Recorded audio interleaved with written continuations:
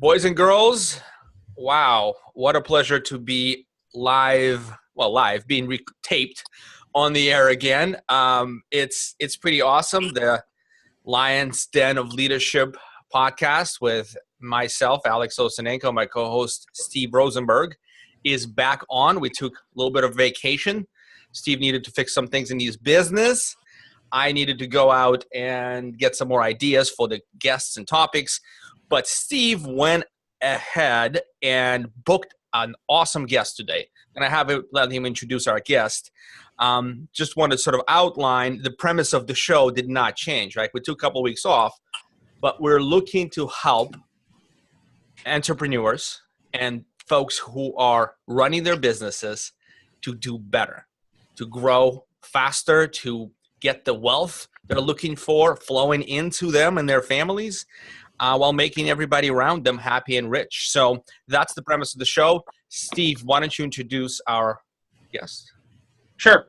So Brad Sugars is founder of ActionCOACH International. And Brad, let me know if I screw this up, but 25 years founder, 1,000 coaches in over 70 countries it's been franchised. So to say that Brad knows a little bit about business, it would probably be a disclaimer and a misnomer. I know Brad has spoken on stages with Richard Branson and other, like people.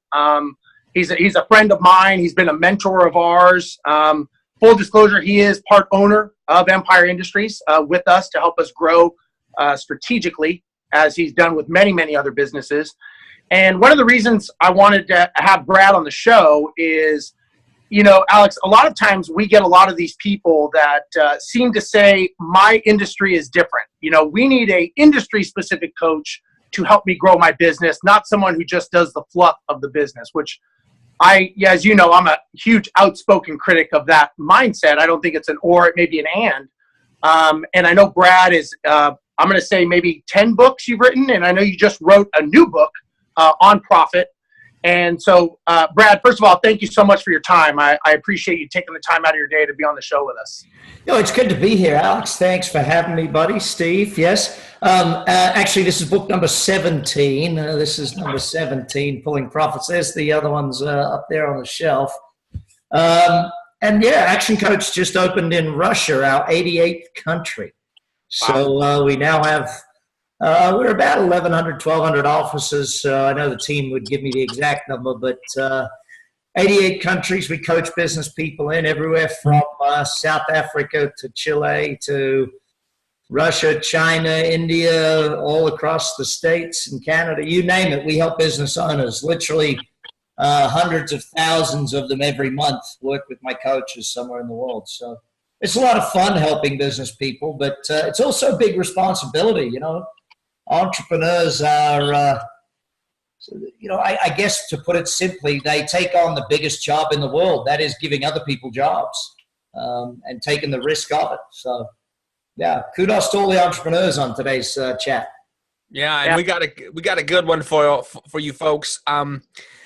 Brad, this is incredible. You must have a lot of fun, sort of visualizing everything that you were able to accomplish. So just one thing is to do good work and get paid. The other thing is to do good work, get paid, and change lives, right? This is pretty profound. But let me ask you this: what are you worried about? Like you teach a lot of concepts. You understand. You run the businesses yourself. You're on the board of a lot of companies like Empire. What keeps you up at night, if anything, these days? Well, I'm a father of 5. I guess that's more the thing. I have, 2 teenage daughters that one's just got a license. The other one's had it for a while. I don't know. I mean, I have a 10-month-old baby. That actually keeps me up at night, if anything, the 10-month-old. I don't worry about much, buddy. I'm not a worrier. Someone once said to me, with all those businesses, how do you not do stress? I said, well, I don't do stress. I give people stress. That's their job. I pay them to do the stress. My job is to be the owner. And as the owner of the business, your job is to create a business that works without you. And so For instance, my restaurant here in Las Vegas, we've just doubled the size, and I think the total investment was around $5 million. I haven't been in there in 6 months. So, when you have a great partner or a great team or that sort of thing, you got to build them so that they do it. The thing to always remember about business, Alex, is if you build the people, they build the business. If you don't build the people, you got to build the business. So it's your choice. I have Steve, sorry, I'm going to take this line of questioning because this is really sort of self-fulfilling at this point, because I wouldn't say, look, it's this time, I'm right around this time, the crest, about the crest, where my business would probably do, be honest with you, better without me than with me. I'm a disruptor. We need a careful, thoughtful operator to be able to control, run the business, grow. We have the product market fit, right? We have the clientele. We have slight profitability. If I pull my check out, right, the profitability would go up. And we can bring in, upgrade people, what have you. Brett, how do you know, man, it's the time? How do you, what are some of the components? And sorry, Steve, I'm going selfish, but sorry. We have people that sit right now on the edge of their seats like, hey, I want to do that too. What are the components, Brad, that I need to think about and understand and know? What are some of the KPIs to know I can step away? Well, first and foremost, the timing is when you ask the question, it's the time. Okay. And that's always the thing. It's like people say to me, how do you know when the real estate market's going to turn? Well, when you start seeing articles in the newspaper of, is the market too high? Guess what? It's going to turn fairly soon. If you start seeing articles saying, is the market bottomed out? Guess what? It's going to turn pretty soon. Same is true for business. Now, the thing that I would go back to is the human element. Have you built a replacement for you? Have you built someone that can run the business without you? Because ultimately I always teach people, on the day you start a business, you need to set a date. And the date is the day the business will run without you. On that date, what will the revenues be? What will the profitability be? Therefore, what will the value of the business be on that date? What do you need to build in order to make it that business is ready for sale when you go to that? So that to me is a really important point. Then you got to build the people, the systems, the reputation, the marketing, all that sort of stuff. I find, Alex, that a lot of people leave the business a little too early.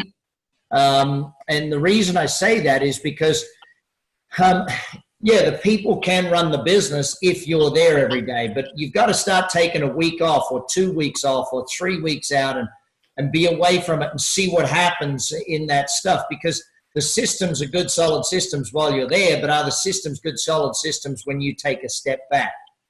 Add to that, and this is one of the reasons I wrote this book, buddy, because this book is all about exponential growth, pulling profits. When a business is in steady mode, the systems, the people, all of these things can be strong when it's in steady mode. The question is, will it stay strong when you are in growth mode? If the business is in growth, can the people handle it? And there's a big difference between the two. When I watch business people that, they're not adding 20 new customers a week. They're adding 1 new customer a week to replace the one they lost. When a business is status quo or steady like that, pretty easy for the systems to handle. When the business is in growth mode, adding 20, 30%, 10, 20, 30% of exponential year on year, that's when you find out if your systems are any good or not. That's when you find out if your people are any good, your planning is any good, all that stuff. Very, very profound. Hey, Brad, I have a question. So you wrote this book. Now, I've read probably almost all of your prior books, which are all pretty much specific, whether it's referrals, how to franchise, how to market, leads, all of that. Is this book indicative of something that you see as a void in the business world right now? Like, did you see something that wasn't happening and that compelled you to write this book, or what was the reason for this book? I was sitting there with a buddy of mine at lunch, and he said a statement to me that he thought was, quite smart about business. And I went, hang on, what do you mean? Here's what he said. He said, it just seems like magic, the way these companies like Apple and IKEA and Amazon, it just seems like magic the way they keep growing. And I looked at him, I said, you don't honestly believe that, do you? And he said, what do you mean? I said, magic is just a system. Every magician just has a system for doing something that works. And every business is a systematic methodology. So I went to one of my top coaches and I said, listen, all of our clients who are doing tens of millions a year and growing exponentially, what's the difference between them and the clients who aren't? So we looked at what are the things that they're doing that other clients aren't. And we found 5 disciplines. And so we sat down and said, and this is why I pulled, see, this is the topic, pulling profits out of a hat. It's not magic to add zeros to the bottom line, because I wanted my buddy to realize, hey, this isn't magic. This is just normal things that businesses do. And if you follow the disciplines the same way others follow the disciplines, you can have exponential growth too. So does it fill a gap in the market? Well, I hope so, Steve. That would make it a bestseller, I guess. But what I do know is that within the people I work with and talk with on a regular basis, they're doing this grow, plateau, or grow, dip, grow, plateau type thing. They're not in grow, grow, grow, grow, grow. And so they fall into that trap. And so I'm trying to help them with not being in that trap, I guess. Do you think technology, so from when you started, right, and growing today, does that help or hurt people in the growth using technology? Like, it can be a tool. Listen, if you are the last one in your industry to adapt to technology, you're the last one in your industry. That's pretty simple. And let's understand, technology's always been here. When I first started, the technology I used is cassette tape dubbing machines. That was the technology of the day.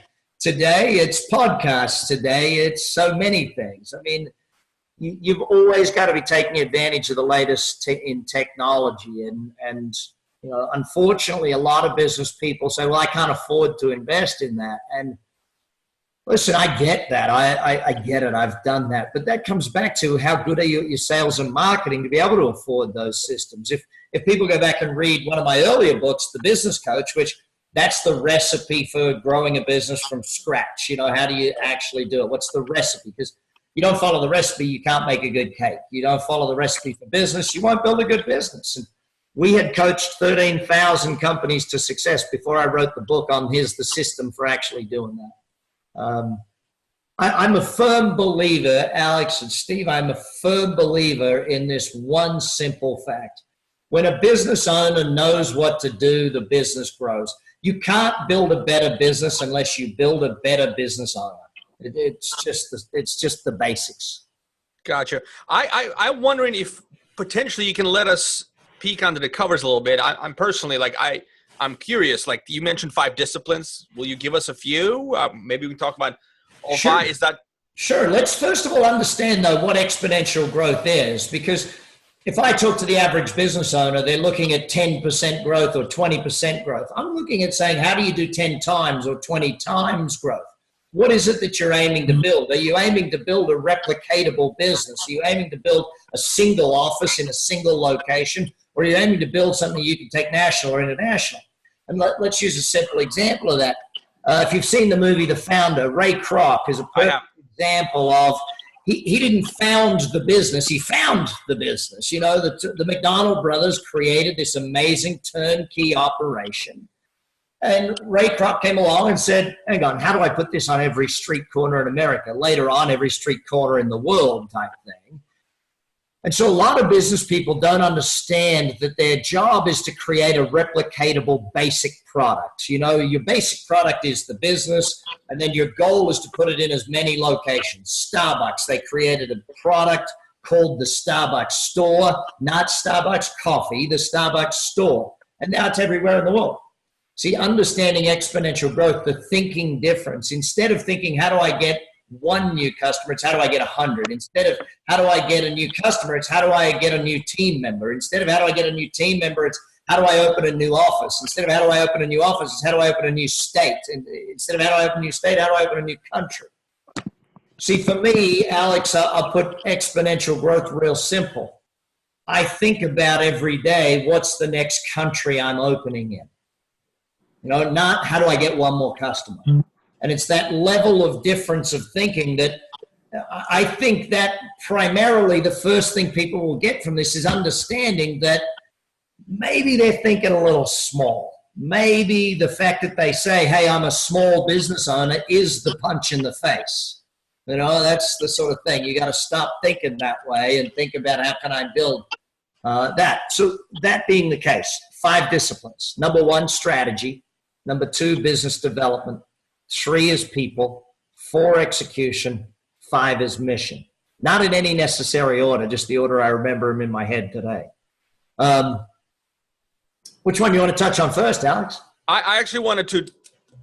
I want to tap, and Steve, feel free to just get in anytime.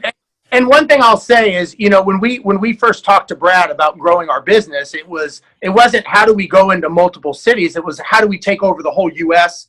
and then go into other countries. So, you know, I can tell you personally that when you think about it is one thing. When you actually put pen to paper and have to start executing it, it's a big change. I mean, you have to think differently, and you know, you have the trials and tribulations and the you know, everything that goes along with that. But it's a big different shift, especially if you are used to being around people that say, wow, you guys are doing so good because you're growing 10, 20, 50%.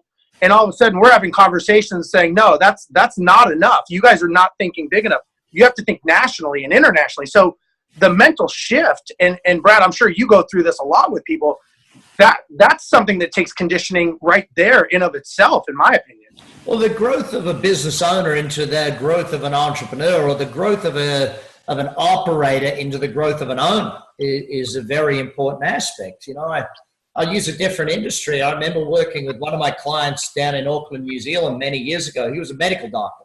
So GP, basically, running his medical office, had 2 doctors working in his office. And for me to teach him to be a business owner, massive shift. Like, he's like, I'm a doctor, though. I'm a doctor. I can't be a business person. I'm a doctor. And finally he got it when he realized, because, you know, his Hippocratic oath, the whole thing, he said, you know what? I can help a lot more people if I have hundreds of doctors working for me than I can if I just see patients every day. And so he finally got it. To be a business person was a bigger thing, and a lot of people struggle with that. Yeah, and I can say that, you know, from just our experience, you know, me and Pete, our relationship is he's that integrator that wants to make the perfect hamburger, and I'm the one that wants to be McDonald's and says, let's just get it out there. And so it's that, which I guess is necessary to be able to have that polarity with each other, but it's changing multiple mindsets, because now you got to embrace the team and get them to buy in and cultivate that whole concept to keep it elevating. And it's definitely not easy. I mean, it's a different level of thinking and operating, for sure, without a doubt.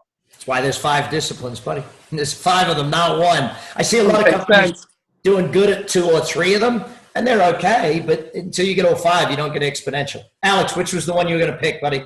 Well, I was going to challenge the mind, not challenge, but I was just going to better understand the application of the mindset. I see the other side of this. I see a squirrel mentality, like boom, like they're boom, boom. People start grabbing and throwing cash, right? Throwing cash at all these failed things, and they maybe mask it as experimentation, but it's not. There's no intent behind it. It's opportunistic grab. So I know how you're going to tackle that. But here's my question: a property management company owner who gets $23,000 a month, bro. They have 1 employee and their wife works for them, and they're busting their chops every day in the business. How, like, you're that guy? How do you tell him, hey, think, you know, Jakarta, or think, you know, Moscow, like, go big or go home? Like, how does this little guy, you know, turns his business around? Well, I don't think he needs to turn it around. He's doing okay as it is. But, you know, it comes back to, what are your goals? I doubt there's anyone watching this podcast because they want less. You know, I think that everyone watching this has certain goals in their life or dreams of what they want to achieve. And I doubt it was bust a hump all day, every day to provide for a family that doesn't remember me. You know, I don't think that's the bust a hump theory. I think that the average person went into business to create an asset, to create a saleable item, to create something that they can build as a legacy for themselves, for their family. So something that makes them money, whether they get out of bed or not. That's, my definition of a business, a commercial, profitable enterprise that works without you. If you got to be there, it's not a business, it's a job, and you work for a lunatic. That's the basics of it. So what do I say to that person? I say, first of all, make a decision on what you want. Because the average business owner actually sets negative goals. Their goals are, well, I don't want to be working 80 hours a week. I don't want to be working 80 hours a week. That's what do you end up doing if that's your goal? You end up working 80 hours a week. Flip it over and say, okay, how do we go to positive goals? I want to be working 5 hours a day, 4 days a week. Great. There's a starting point. We now know where we're going to. I want to build a business that works without me by 2022. Fantastic. It's my 50th birthday. By my 50th, I want it to run without me. Or my 60th or 40th or whatever the date may be. But, when you start the process, I go back, Alex, when I first started ActionCOACH, I didn't have the vision on the first little bit, but then after 2 years of literally doing more than 200 seminars a year, busting 200 room nights in hotels, flights, all that stuff, I sat down and said, this is stupid. I am not doing business right. I am doing business the exact wrong way. If I want to build this as a real business, I need to sit back and actually say to myself, am I going to make a shift? And at some point, when you sit down and you recognize I'm working too damn hard, my hourly rate is worse than some of the people that work for me, that's when you got to take a look in the mirror and say, hey, I need to make a shift. And sometimes the best thing to do is to go and see a coach, get a coach, because that's why I started ActionCOACH. Business ownership, one of the loneliest jobs in the world. Who are you going to talk to about your problems? Where are you going to go? You're going to go to your bank manager and tell them about your problems? No, you try and hide that stuff from them. But your accountant, they're in the same boat you are. They hate their business more than you. Your spouse? No, you don't want to scare the crap out of them. You can't tell your staff your problems. And so that's why we bring entrepreneurs together at ActionCOACH, and we have them talk to each other and communicate and realize, holy heck, I'm not in this alone. There's actually other business people in the same stupid problems and making the same dumb mistakes I do. Once you realize that, hey, Brad Sugar's made the exact same dumb mistakes I did, and he's still there 26 years into his business, life gets a little easier when you realize that you're on a path, you're not in a broken spot. When you realize that you're learning. Why is your first business the hardest one, Alex? See if people can answer this one for me. Why is your first business hard? Same reason your first million's the hardest million. By definition, you're stumbling. You just figuring things out. You don't have a system. You got no idea what you're doing. And you've got to learn. Hardest work in business, learning work. The doing work's easy. Doing work is dead easy. The learning work, that's the hardest work in business. What do you think a company like Empire, how familiar are you with Empire's operations and ambitions and sort of trajectory? I'm on the board, so pretty damn close. All right, so I can tell you that these guys are probably one of the best, if not the best, in my opinion, in the industry at executing against growth and visibility. There's as a marketer, I can point out 16 to 28 things that are not done or attempted or being experimented and sort of maybe needed to be tweaked. But overall, as a brand and respect, and Steve and Pete and what they've able to accomplish in a short time, it's top 1% in the industry for sure. But I will give kudos to their business coach, Doug Winnie, down there in Texas. Doug has done an amazing job with these guys. So he's coaching them on. Very, very good. But what do you feel these guys need next? And some people listening in a similar position, they've seen some success. They're heavily invested in growth. This industry is ripe. It's just beautiful. It's ready to grow. What do they need? Well, let me first of all make two comments on the industry. Being an international business person, the industry in the United States is in the exact reverse position percentage-wise that I see the industry in countries like Australia and other Western markets around the world. Where 80% of people in Australia use a professional manager. People don't even consider managing it themselves. So I want to make that, and that's why I want people to realize you are in the right industry. There's a reason I invested in this company, and there's a reason why I'm in the industry. Yeah. Second thing is that the industry is going to go through a lot more professionalism in the next little while. A lot of those who are not willing to become professional are going to fall by the wayside. They just are. And it happens in every industry. When the industry coagulates, when the bigger, stronger players come together, the smaller players think, well, I'm getting shut out. Well, hang on. You made a choice not to be a professional big player. If you make that choice, remember that when the professional big players come to town, you chose not to go into that game, okay? Now, that leaves you with plenty of room to maneuver, by the way. They don't want to put you out of business. It's like small bookstores still do great, even though Amazon's the behemoth, if they pick their niche well. That being said, what does the team at Empire need next? Look, the simple reality is they now have a business plan to go national and global. They now have a plan to do that. It's taken 2 years of planning to develop that. So the next phase is capital. The next phase is develop the capital to be able to go and do that. And that's a scary phase for a lot of business people. They don't want partners. They don't want investors. They don't want that sort of thing.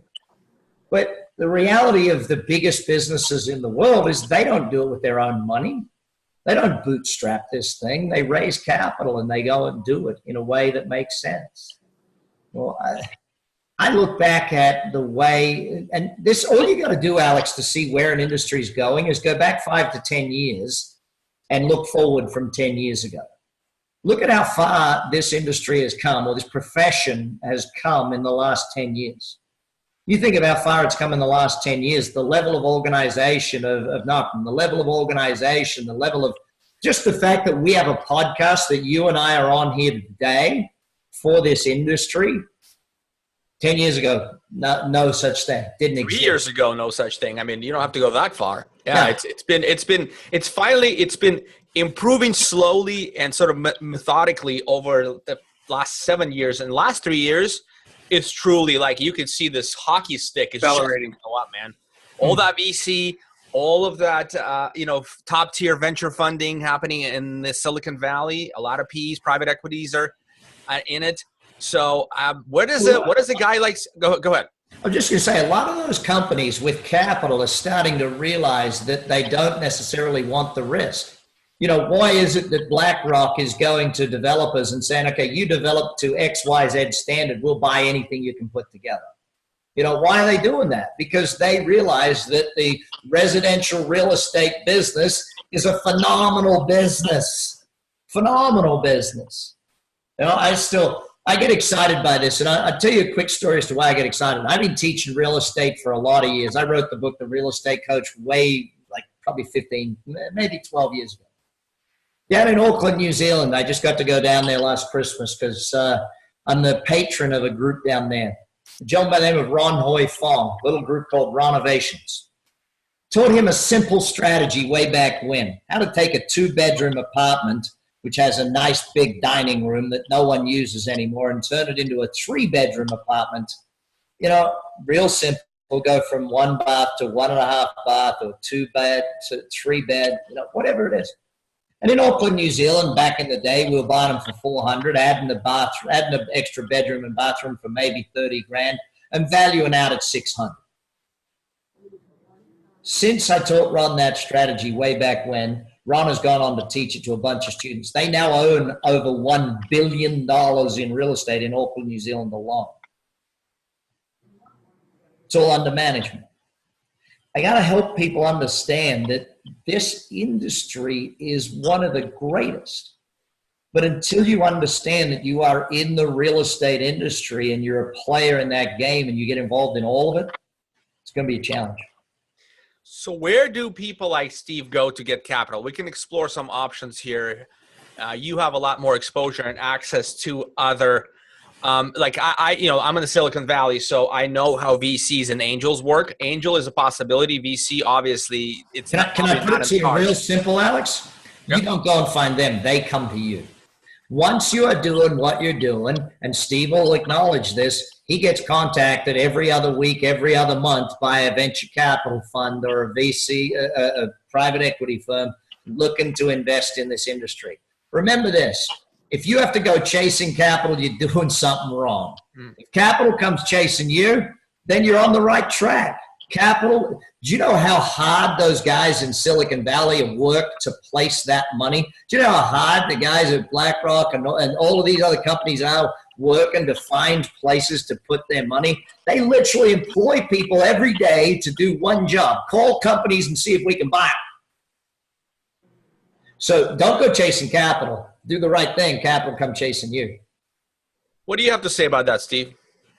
No, I agree. I mean, I've had many conversations with people that have approached us. And, you know, and Brad knows, I've talked to people in Australia. We've talked about doing something in Australia. I mean, so much that people are asking for our systems and they're asking for our checklists, and they want to take them to Malaysia and they want to take them to other countries. So I think what Brad's saying makes sense, because we keep getting more and more people talking to us, approaching us. It's kind of like we keep getting closer and closer to the top of that mountain. And we just keep doing what we're doing, and we just keep grinding away and refining the product and growing and, you know, listening to what Brad tells us. And, you know, as much as it makes our stomach hurt when we're done talking to him, we go out and execute, and we go out and execute. We keep, and I think as we're climbing this hill, we're noticing that more and more people are noticing us. I mean, you know, from the industry, a lot of people know who we are. They know what we're doing, at least on a cursory level, but they see what we're doing and they see the action that we're taking. And, you know, Alex, you know, we're no strangers to taking action. We're not afraid to get our hands dirty. And I think it's a matter of time, is my opinion. Brad, what do you think?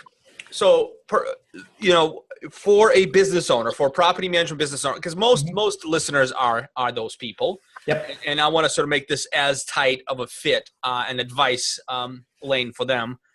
As a business owner, as a visionary, somebody like Steve, who's not specifically interested in day-to-day operations, but who wants to speak and sort of move the business forward, like just sort of pull the business behind him or her. What are the top 3 things that Steve can do? Because let me explain something. I saw over the last 4 or 5 years, he started speaking at this little NARPM chapters and all that. And now he keynotes conferences, and like, he is an absolute pro when it comes to speaking, which is, I gave him that compliment. I'll give it to you again, Steve. It was amazing because I saw him transition, right? But like, is this what he needs to be doing? Like, is that really the best for the business? Or what can we put Steve in? Well, what you got to remember is every one of the owners watching this has a different set of goals. Okay. And so really what you got to start with is, what is the goal and what is the thing?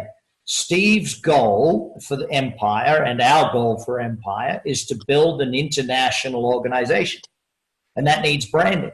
And sometimes the best branding is get on stage, get paid to actually brand your business, get paid to speak and brand your business. Is that a tough gig? Yeah, it's really tough for Steve. He has to go to Australia and fly his own plane. And, you know, it's really tough. I feel sorry for him some days when he's posting all those pictures on Facebook and the world. And, you know, it's a tough struggle, Alex. You know, you watch it all the time. But I think it goes back to this. Every business owner has a different set of goals. Some people want to sell in the next 5 years. Some people want to have it run without them. Some want to hand it over to their kids and have the family run the business after them. Some want to go massive. Some want to stay a relative similar profitability level.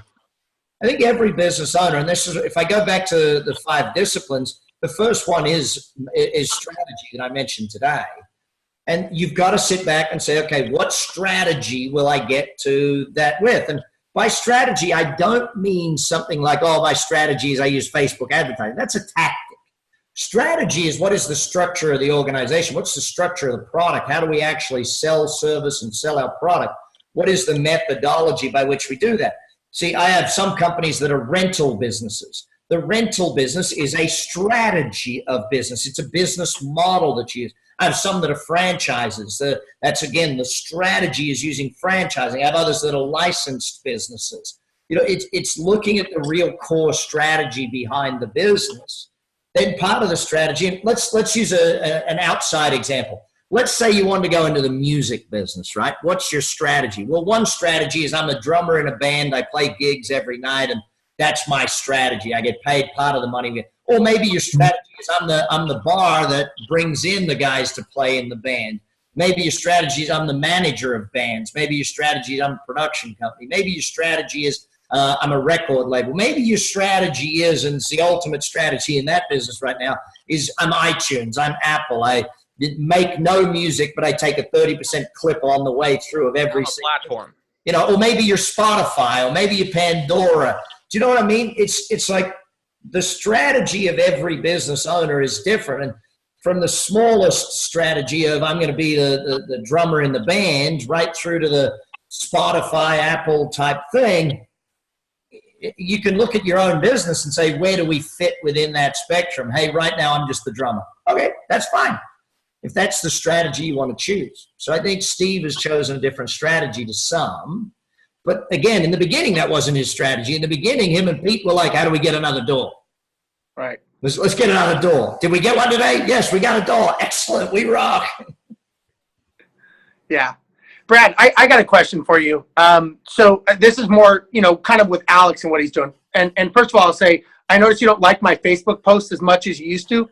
Nothing personal, but I just noticed. On Facebook. Well, as your business partner, maybe when I see your posts about getting new business, I'm more excited. As your business partner, I see Steve's at the beach again. Who's business? Getting business though. Getting business.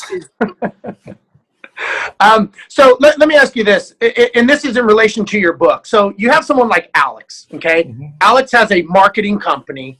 He is delving into the seminar, not the seminar business, but he's doing some I guess you could say seminar on PMs to grow their business. Yep. Where does that fit in the 5 disciplines? Is that a sidetrack? Is he sidetracking what he should be doing, or is that in line? Absolutely not. Absolutely not. You've got to, like, your product mix is part of the strategy, what you're selling. Very few businesses get what they're selling right in the first 3 years, or how they're selling it right in the first 3 years. It takes several years. Now, here's the next thing. If you are not upgrading and updating how you are selling it, how you're pricing it, how you're pushing it, as you know, Steve, we look at the world and we sit down and we go, okay, in Australia, they charge rent weekly, which means they get 2 extra payments a year. How do we move America to weekly rentals so we get the extra 2 payments a year? In other markets around the world, they have a blacklist of tenants. They literally have a system of rating tenants, so the tenant will get blackballed, and therefore they'll never be allowed to rent again if they mess up in a system. That's coming to America at some point. Whether I develop it or whether someone else fills it, there's so many different things. Right. So in looking at his business strategy, there has to be a mix of your products and services. Apple didn't just stay with music. Apple went to apps. It went to TV shows. It went to movies. It's now going into renting, all that stuff. Why did Apple go and pay $3 billion for Beats headphones? Not to get a headphone company, to get the fact that they had all of the contracts with the music companies for music rental. Because the music companies to Apple were like, we're not giving you a rental agreement. You guys already messed with us around this other agreement and beat us up. We're not going to give you that. And now Apple says, well, I'll just buy a company that you already gave it to. Thanks. So strategy changes over time. And if your business doesn't grow and shift with the market, then your business gets left behind. Bill Gates said it. Do you remember this quote of Bill Gates? There's probably a kid in the garage somewhere trying to put Microsoft out of a business. He was close. There was 2 kids in a dorm room, Larry and Sergey. Google almost got him. It almost got him. Right. So let me ask you this, Alex. This for Alex. So this is your 3rd year doing this conference, right? What is the strategy, and are you changing it with your business? Like, what's the reason for doing these conferences? I think it was more a void of high-level, master-level education in the space that we needed to fill, because I want my customers well-informed and educated. My customers who are not are basically not profitable for us and a terrible outcome for them. Like, they need to be bought in. They need to understand that, look, I'm going to spend $50,000 a year marketing. Like that is going to bring the outcome. And no, it's Invest. not tomorrow. Invest. Right. Investment, right? Versus here's the mindset, Brad. Mindset 3-4 years ago, you taking $1,000 a month I pay you out of the mouth of my children. What have you done for me today? Today. Like every day, and I'll call you on the phone. And as a service company, like you can't sustain that kind of. You see that book up there, Buying Customers? Make them all read that one, Buying Customers. Because I mean, that's what it is. You have to buy new customers. You can't just get them for free. You've got to invest money to buy a customer. The question is, at what price? At what price are you buying them? And if you know the price you're paying for them, and you know, I pay X, I make Y. Therefore, I can afford to buy as many as I can at X. I learned that back when I had a dog food business. It was a fun lesson. I tell it in the book. Yeah, it's math, right? I mean, it's basic math that they have to learn. Well, good marketing is math. Right. You think basic, right? So you think this is, I'm just propagating this sort of notion of, look, yeah, it is the return on investment, the customer acquisition cost versus annual contract value versus lifetime customer value. The numbers work, but nobody chooses to use those numbers. It's all, a lot of times this business, well, before this conference, it's all by feel. Like there are few operators. Even Steve 3 years ago, dude, he was stumbling around like a child. Like a child, this guy was. A real big child, though, Alex. Real big one. Yeah. But as far as a business guy and a premier property management company, he was just trying to figure this out. And so we had to put together something with a monumental effort, I must add, because running a conference is like you could shoot yourself in the face. Or the first 3 years running a conference, you're going to lose money. It's guaranteed. You just because you got to build the whole product and program. You don't run conferences because you want to make a gazillion dollars. You run conferences because you're a damn nice guy. That's the reality of it. And that's true. And that's the authority play. It's like, look, I want to be able to get the right clients for my company, 4.5, and I want to make them successful and keep them. Hey, how do I do that? Alex, how would you like to get a business idea that's going to make you a gazillion dollars? Now, yes, I'll take it. Okay. So your conference is going to move into the realm of being the certifier of property managers. Your conference is going to become the certification company. I was chatting with a buddy of mine just a couple of nights back, and he runs a little company called digitalmarketer.com. Their last conference, 10 years in, 7,200 people. They are the certifier of digital marketing executives. So they put together the certification to be a digital marketing executive, change the entire business model. See, that's strategy. See that, Steve? That's a twist. It gives a strategy. And hey, Alex, see this? Yeah. About 4 million books you now need to buy just for that free advice. 4 million? 4 million. Wow. That's it. Well, at least 100. At least 100. Got to give them to all the attendees at your conference. There you go. For people, Brad, for people who are listening by audio and not watching, can you say what the title of the book is, when it's coming out? Pulling Profits Out of a Hat. It's out on April 1st. You can pre-order it now if you go to pullingprofits.com. And April 1st, or you can still pre-order it on Amazon right now as well. But yeah, pullingprofits.com, jump on there, pre-order it. I'm really excited about this book because first and foremost, as Steve mentioned, I found a niche in the market where I think that understanding exponential growth and understanding that level of strategic thinking in business, understanding how to build your people so that they build the business, get the execution right, all that stuff. And the mission is really about how you get human interactivity, human connectedness. Do people love working for you? Do customers love buying from you? Too many businesses, they think the word love is just way out of line. It's like, no, the word love in business is exactly what it needs to be. People need to love coming to work. You want a highly engaged, highly loving workforce. You want a customer base that loves doing business with you so they're willing to share and teach and let the market know all about you. So. Fantastic. I think this is a good place for us to call this. I am very excited about the book. I'm very excited about the book. I am going to get it. I'm going to read it. And if Brad right now, go live, if Brad wants to come to my show, the Property Management Show, where I'm going to talk to him about the 5 disciplines and actual, dig in, unpack some of the book. I'd love that. My show is the longest running show in the property management space.